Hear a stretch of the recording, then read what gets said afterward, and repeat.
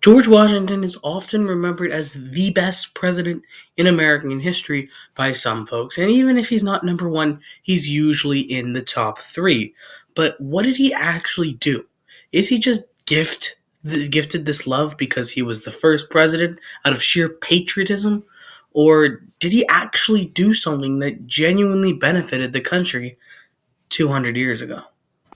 The undoubtable highlight of George Washington's presidency was the Jay's Treaty, which is probably why Washington got all of the love in the first place when he was president and gets many love from historians today. The Jay's Treaty was basically since Britain and the United States had just fought the Bloody Revolution, and of course they were not friends. George Washington went to King George and said, "Hey, buddy," well, maybe not buddy, but you know what I mean. "Let's not fight anymore. We should be besties." And King George was like, "That sounds good." And that was basically the Jay's Treaty. So that seems like a big deal. Potentially even more important, though, is how he literally created the presidency. He defined what a president was. He was very able as administrating and judge of talent and character. The old Confederation lacked the power to handle its workload and had weak leadership. No executive, a small bureaucracy of clerks, large debt, worthless paper money, and no power to establish taxes.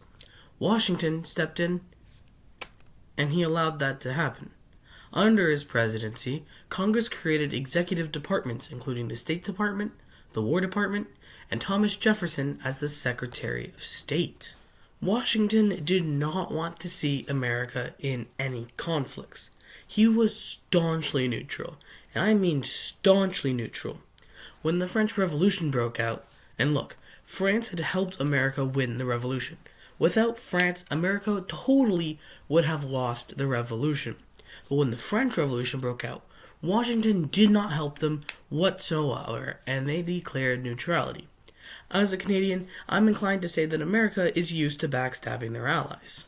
During his time as president, there were some internal conflicts between Americans. There were actually two major ones. The first one was the Whiskey Rebellion, a Pennsylvania revolt against liquor taxation.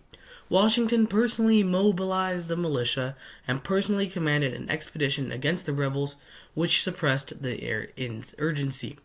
A second was the Northwest Indian War between white settlers and Native Americans who were supported by the British. The latter were stationed in forts that they had refused to abandon after the Revolutionary War. In 1794, American troops defeated the Native American forces at the Battle of Fallen Timbers, ending the conflict between the two. It was under the presidency of Washington when the Treaty of San Lorenzo was negotiated by Thomas Pinckney, settling the border between the United States and Spanish territory and guaranteeing American navigational access to the Mississippi River.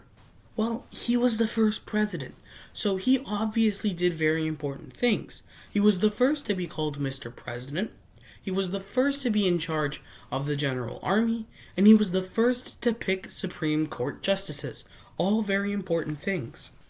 Another thing that he did was decide to serve a second term. And I know, a lot of presidents have decided to serve a second term. How does that determine anything? It actually determines a lot when you're the first person to do that. There is nothing in the Constitution, well, now there is, but before, nothing in the Constitution that said a president was allowed to serve a second term. However, a tired, washed up, ill Washington really just wanted to retire.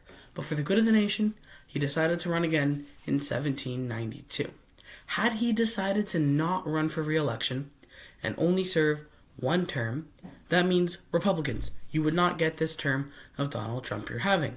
Democrats, you would not have gotten a second term of Barack Obama. We would have had at least 60 United States presidents by now. However, there's only 45 names that you have to remember. So, I think we could thank Washington for that. So there you have it. What do you think? Do you think Washington just gets this love out of nowhere and the things I mentioned were just passovers?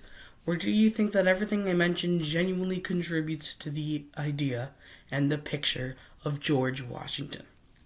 I think it does. And that's why I think he is currently the second best American president in history.